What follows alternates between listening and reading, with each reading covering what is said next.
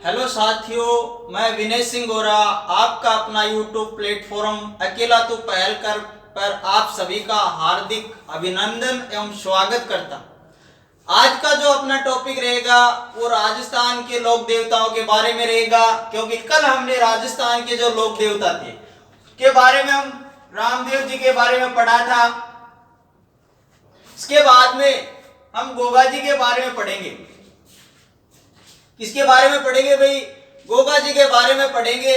तो मैं आपको बता देता हूं कि ये जो गोगा जी हैं, यानी गोगा जी का जो जन्म हुआ था वो ददरेवा चूरू के अंदर हुआ था और भाद्रपद कृष्ण नवमी विक्रम संवत 1003 को हुआ था। ये जो गोगा जी हैं, यानी गोगा जी के जो पिताजी हैं, यानी गोगा जी का जो जन्म जेवर जी चौहान के घर हुआ था।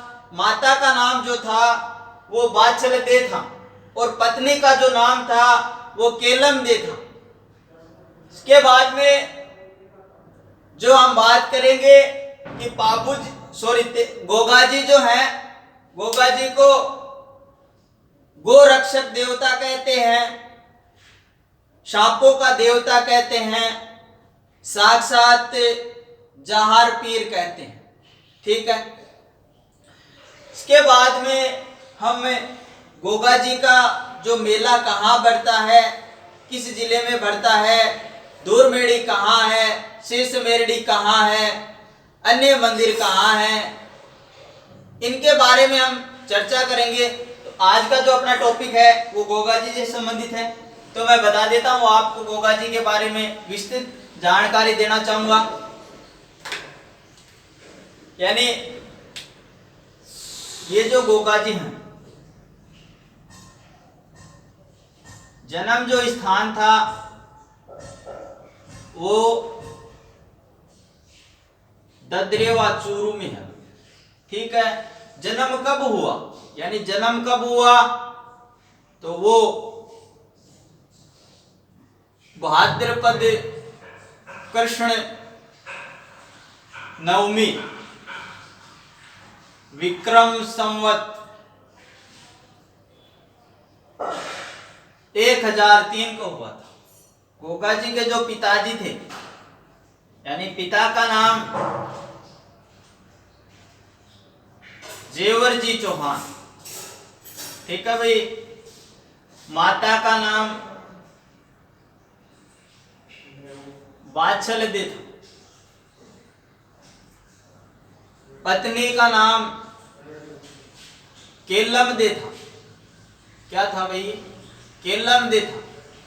गुरु का नाम गोरखनाथ था। ठीक है। उपनाम एक तो साक्षात जहार पीर मिलता है, एक सांपों का देवता मिलता है और एक गोरक्षक देवता मिलता है। और जो घोड़ी का नाम था, यानी जो घोड़ा था नीली घोड़ी, या इनको गोगा बापा भी कहा जाता। ठीक है भाई। इसके बाद में अगर हम बात करें कि ये जो गोगा जी थे, गोगा जी का जो मेला है, मेला भाद्रपद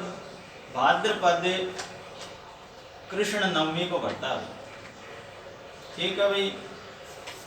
अब ये जो गोगा जी हैं, यानी गोगा जी ने क्या किया था भाई? जो महमूद गजनवी था, कौन था भाई? महमूद गजनवी था। अब महमूद गजनवी से गोगा जी ने युद्ध किया था। तो जिस जगह पर महमूद गजनवी से युद्ध किया था वहां पे गोगा जी को जहार पीर नाम दिया गया था। क्या नाम दिया गया था भाई? जहार पीर नाम दिया गया था गोगा जी को। तो गोगा जी जब गजनवी से युद्ध कर रहे थे तो युद्ध करते समय जो गोगा जी का जो शीश था यानी सिर जिसको हम बोलते हैं वो ददरेवा में, और जो धड़ था वो गोगा मेड़ी हनुमानगढ़ में। यानी कहने का मतलब ये हो गया कि महमूद गजनवी से युद्ध करते हुए गोगा जी जो थे उस समय क्या हुआ कि शीर्ष जो था यानी शीर्ष मेड़ी, तो यानी सिर कहाँ गिरा था भाई? ददरेवा में, इसलिए ददरेवा को शीर्ष मेड़ी कहते हैं। और जो धड़ था वो कहाँ गिरा था भाई? गोगा मेड़ी हनुमानगढ़ में गिरा था, इसलिए इसको दूर मेड़ी कहा जाता है। यानी इस मंदिर के अलावा गोगा जी की एक मंदिर और जिसको गोगा जी की ओलड़ी बोला जाता है भाई, क्या बोला जाता है? ओलड़ी। और ये ओलड़ी राजस्थान के सांचौर यानी सांचौर जो है वो जालोर जिले में। कहाँ है भाई? जालोर जिले में। ठीक है। इसके बाद में क्या हुआ था? यानी गोगा जी जो थे, गोगा जी ने महमूद गजनवी से युद्ध किया तो ददरेवा और गोगामेड़ी में शीर्ष मेड़ी ददरेवा में और दूर जो मेड़ी थी वो गोगामेड़ी में। इसके बाद में गोगा जी ने मुसलमानों से 11 बार युद्ध किया था भाई। कितनी बार किया था भाई? 11 बार युद्ध किया था। इसके बाद में गोगा जी के 2 मौसेरे भाई थे, अर्जन और सर्जन।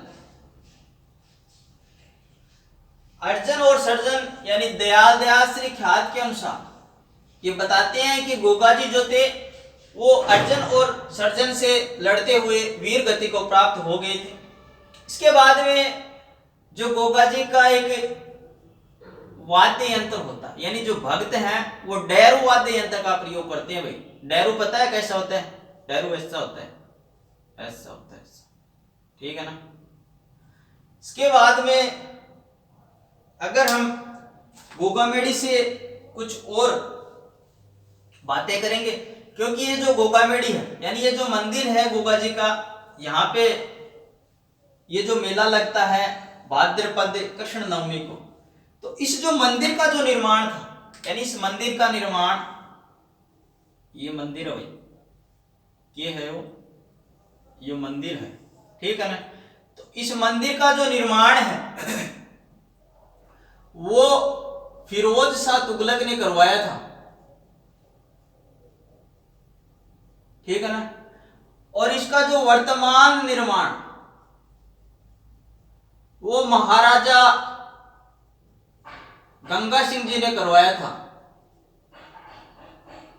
ठीक है।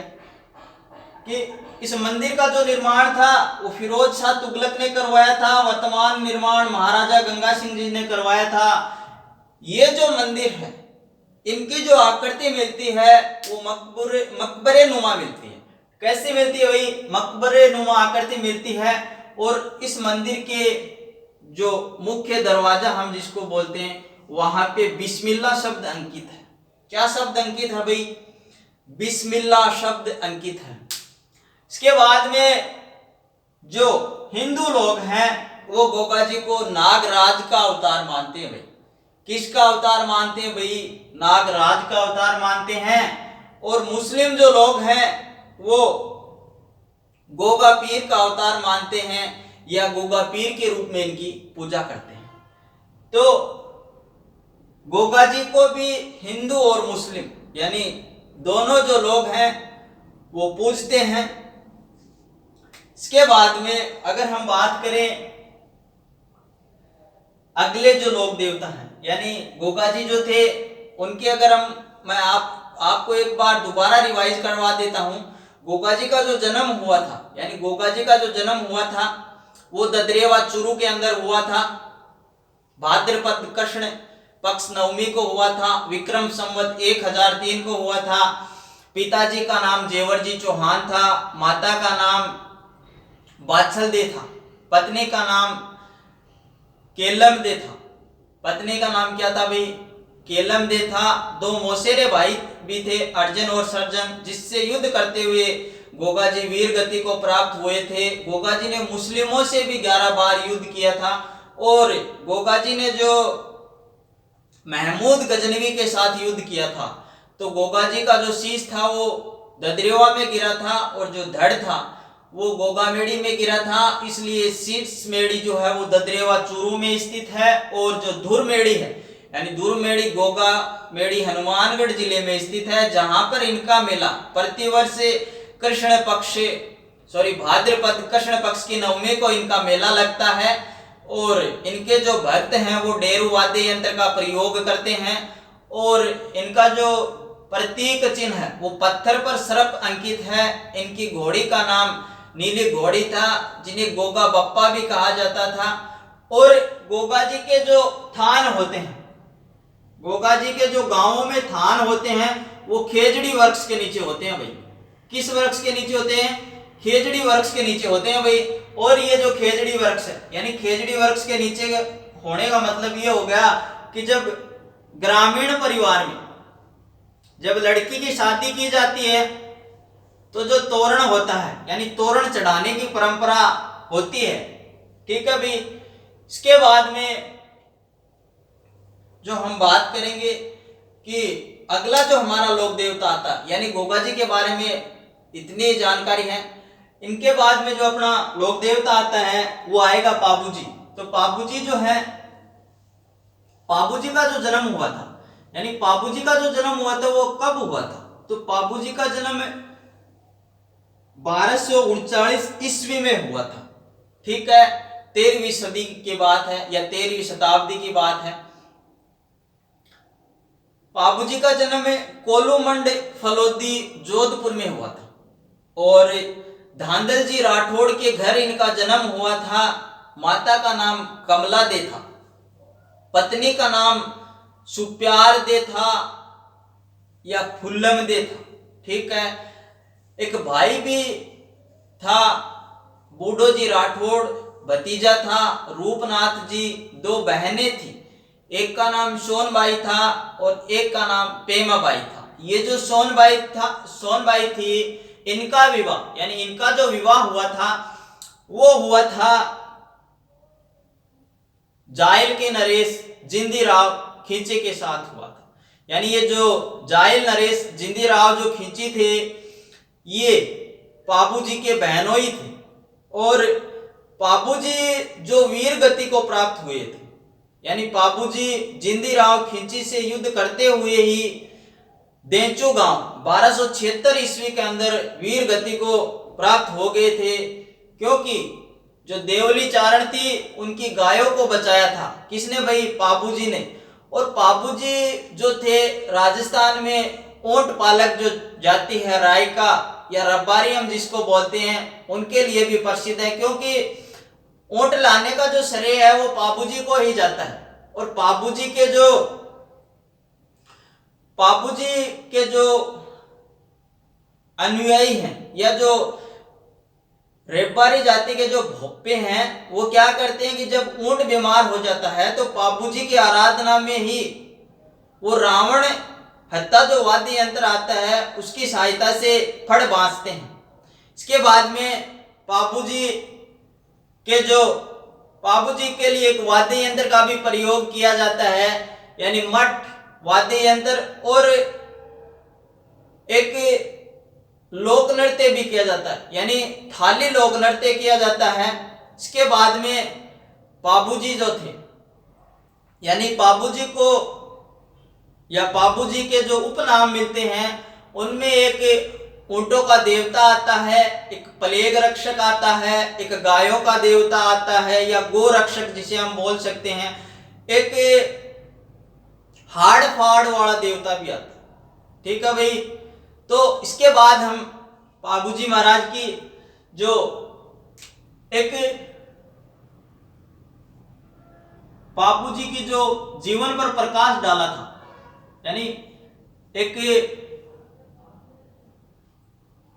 पुस्तक लिखी गई थी पाबू प्रकाश। क्या लिखी गई भाई? पाबू प्रकाश। और ये जो पुस्तक यानी ये जो किसने लिखा था पाबू प्रकाश, तो ये पाबू प्रकाश आसिया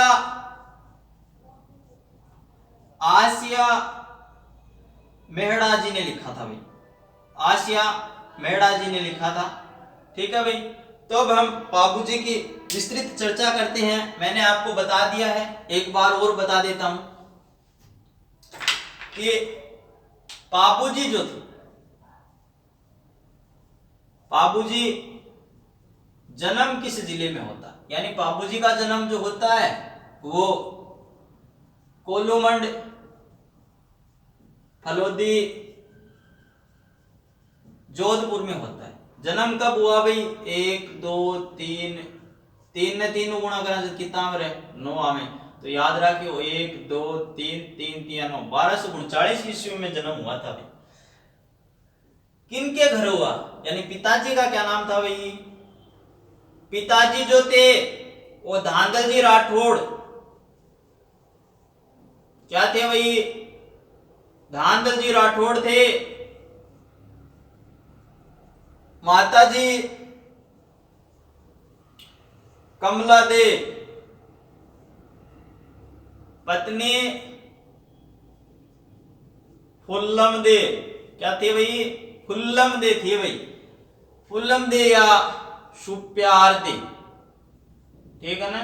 दे दे प्यार दे प्यार दे। गाना सुनेड़ो के तारो न सुनेड़ो तो सुन लियो। ठीक है। बाद में पापू जी का जो भाई था बुड्ढा जी राठौड़, भतीजा भी था भाई। भतीजे का नाम मिलता है रूपनाथ जी। क्या मिलता है भाई?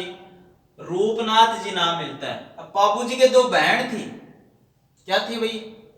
बहन की कही पापू जी के।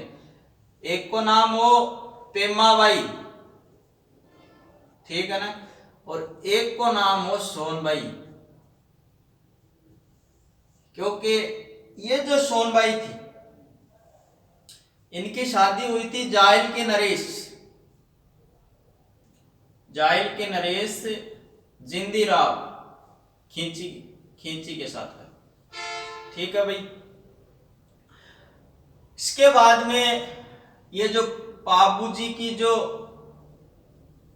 घोड़ी का नाम भी पूछा जाता है, तो वो आप याद रखना केशर काल में घोड़ी का नाम था भाई। ठीक है ना। और ये घोड़ी थी किसकी? ये देवली चारण की घोड़ी थी भाई। किसकी थी? देवली चारण की। देवली चारण ने ये घोड़ी और पाबू जी को भेंट की थी भाई। अब पाबू जी का जो प्रतीक चिन्ह है वो है भाला लिए अश्वारोही। ये भी पूछा जा सकता है भाई, इंपॉर्टेंट चीज है कि पाबू जी का जो प्रतीक चिन्ह है वो क्या है, तो वो है भाला लिए अश्वारोही। इनके बाद बाबूजी ने एक मिर्जा खां के साथ युद्ध किया था, उनको पराजित किया था। एक दूधा सुमा को भी बाबूजी ने पराजित किया था। इनके बाद में जो बाबूजी हैं, यानी बाबूजी जो थे उनके जब शादी हो रही थी, क्योंकि बाबूजी का जो उपनाम मिलता है उनके अंदर एक उपनाम आता है गोरक्षक देवता। तो बाबूजी को गोरक्षक देवता क्यों कहते थे? यानी ये जो बाबूजी थे, बाबूजी की शादी हो रही थी, ठीक है भी। अब बाबूजी की शादी हो रही थी और बाबूजी फेरा में बैठा, ठीक है ना। बाबूजी के रहा फेरा में बैठा, समझ लियो, मारवाड़ी में समझाओ। बाबूजी को क्या हो भाई, ब्याह हो और बाबूजी बैठा फेरा कमाई, ठीक। अब फेरा कमाई बैठे बैठे क्या होएगा, बाबूजी 3.5 चक्कर तो काट लिया। कहे 3.5 कितना चक्कर काटे रहे, 3.5 चक्कर काटा। तो गुरुजी तो बोला काटा ना, बोला बनी थोड़ा ही। अब 3.5 चक्कर तो काट लिया। बिके बाद में क्या हो, आज जो देवली चारण है ना, देवली चारण, या जो घोड़ी, यानी कि घोड़ी के केशर काल में बा घोड़ी की एक बाबूजी ने बतायो के मारली जो देवली चारण है ना बिकी गा न गा बता लो जिज्जो ले गयो चोर की। अब बाबूजी की एक लोग फेरा में बैठे हो, बाबूजी ने रीस आ गई। अब बाबूजी ने झाड़ आ गई, तो बाबूजी बोलो फेरा तो बाद में ही ले लेगा जी उतारांगा, तो पहले ये गावड़ तो आप छुटा ले वहां। बाबूजी चालो गई कि जा ये जिंदी राव खींची के गेल गेल हो गयो, ठीक है ना। अब गेल गेल हो गयो तो बाबूजी पहुंच गया देंचू गांव में, ठीक है ना। देंचू गांव की जा भाई जोधपुर में। अब जोधपुर में है तो 1276 में बाबूजी की क्या होगी मृत्यु होगी। कहीं मृत्यु हो भाई बाबूजी की आपका जिस जगह सागे लड़ता लड़ता वीर गति ने प्राप्त होया क्या का खातर केसर काल में जो घोड़ी ही यानी इक जो इकी जो मालकन है ना मालकन देवली चारण इकी गावड़ी ही यानी गाज जिन आपा बोला वह छुटावने चालिया। तो आके बीच में युद्ध होयो और वह युद्ध के अंदर मतलब बाबूजी वीर गति ने प्राप्त हो गया। और ये जो बाबूजी जो वीर गति को प्राप्त हो गए थे ना यानी बाबूजी की जब मृत्यु हो गई थी तो बाबूजी जब मर गया हा बी टाइम में या जो केसर काल में घोड़ी है या मतलब बाबूजी की जो मौत का समाचार था वो इस केसर काल में घोड़ी ने ही दिया था। इसके बाद में जो बाबूजी का जो मेला बढ़ता है यानी एक बात और ये जो बाबूजी का मेला बढ़ता है ये चैत्र अमावस्या को बढ़ता है। कब है चैत्र अमावस्या को ध्यान रखना भाई मेला बाबूजी का जो मेला है वो चैत्र अमावस्या को बढ़ता है। और कहां पे बढ़ता है वो कोलूमंड जोधपुर में बढ़ता है भाई। कहां बढ़ता है कोलूमंड जोधपुर में, ठीक है। यानी बाबूजी का जो मेला है वो कोलूमंड जोधपुर में बढ़ता है। और अगर हम बात करें जो बाबूजी जो थे यानी बाबूजी के जो सहयोगी थे उनमें एक तो चांदा एक डेरा और एक हरमल ये बाबूजी के सहयोगी थे भाई, ठीक है ना। बाबूजी के क्या थे ये सहयोगी थे। और जब राजस्थान में ऊंट बीमार हो जाता है तो रायका या जो रब्बारी जाति के भोपे हैं वो रावण अथावादी यंत्र आता ना उसकी सहायता से बाबूजी की फड़ बांची जाती है। ऐसा माना जाता है कि ऊंट ठीक हो जाता है यानी जब ऊंट बीमार हो जाए तो बाबूजी महाराज की फड़ बांची जावे रे छोरो, ठीक है ना। और फड़ क्यों बांची जा व रावण हथों बांची जा, ठीक है ना। रावण हथों बेरोगे क्या को है आधो कटेड़ो नारियल देखेड़ो है बिके आकृति को है, ठीक है ना। न देखेड़ो तो देख लियो अपना गांव में घना ही आमी, ठीक है ना। इसके बाद में जो बाबूजी से संबंधित जो मेन बातें थी वो मैंने आपको बता दी हैं। और ये जो बाबूजी का जो ग्रंथ था बाबू प्रकाश ये भी कई बार पूछ लिया जाता है। ये जो बाबू प्रकाश है वो आसिया मेड़ा जी ने लिखा था, ठीक है। तो गोगा जी करवा दिया, बाबूजी करवा दिया, रामदेव जी करवा दिया। यानी पंच पीरों में से आज हमने 3 लोक देवताओं के बारे में पढ़ लिया था। एक क्लास मैंने रामदेव जी की लगाई थी, आज इस दूसरी क्लास में हमने ये गोगा जी और बाबूजी यानी कि कहने का मतलब ये हो गया कि आप जो बाजार से गाइड खरीद के लेके आते उनमें शायद आपको इतना मीटर नहीं मिलेगा। हालांकि मैंने आपको लगभग बहुत कुछ बता दिया क्योंकि आपको ये कभी नहीं मिलता कि बाबूजी की बहन का नाम क्या था, कितनी बहनें थी। और ये जो बाबूजी की बहनें थी यानी मैं चाहता तो मैं आपको ये नहीं बताता कि ये जिंदीराव जो खिंची था, यानी जिंदीराव खिंची की जो पत्नी थी। अब ये तो आप भी पता लगा सकते हो कि अगर बाबूजी का ये बहनोई था तो बहनोई कब होगा भाई? बाबूजी की कोई बहन भी तो होगी। आपने कभी पूछा है किसी टीचर से कि गुरुजी बाबूजी की भाण को क्या नाम हो? न पूछो तो आगे पूछ लियो। कठे भी थे कोचिंग करो XYZ, ते कठियों भी बिलोंग करो। ठीक है, तो आज की जो अपनी क्लास है वह इतनी रहसी, और कालू आपा मारवाड़ी में पढ़ाना स्टार्ट करना, हिंदी में को नहीं पढ़ावा। ठीक है ना। और ये जो गोगा जी और पापू जी के बारे में जो मैंने आपको बताया वो लगभग मैंने बता दिया, बाकी आप एक बार पढ़ना। और अपना जो ये YouTube चैनल है अकेला तू पहल कर, एक बार मैं आपको फिर से बता देता हूं कि अपने दोस्तों को ज्यादा से ज्यादा शेयर, सब्सक्राइब और लाइक करें, क्योंकि मैं भी यही चाहता हूं कि ये जो मेरा प्लेटफॉर्म है वो आगे बढ़े, और मैं ये जो मेरे युवा साथी हैं जो कांस्टेबल बनना चाहते हैं, मैं उनकी हर संभव प्रयास करूं। मेरे से जितना होगा मैं आपको 100% देने की कोशिश करूंगा भाई। और एक बात और बता देता हूं कि अभी एक दिल्ली पुलिस की भर्ती आई हुई है, तो जिस भाई ने अभी तक फॉर्म सबमिट नहीं करवाया है तो वो करवा दें। दिल्ली पुलिस की जो लास्ट डेट है वो 7 तारीख है भाई, नजदीक आ गई है 7 तारीख, लगभग 7-8 दिन बच्चे हैं। तो इसी के साथ मैं आपसे विदा लेना चाहूंगा। आपका छोटा भाई विनय सिंह गोरा। जय हिंद, जय भारत।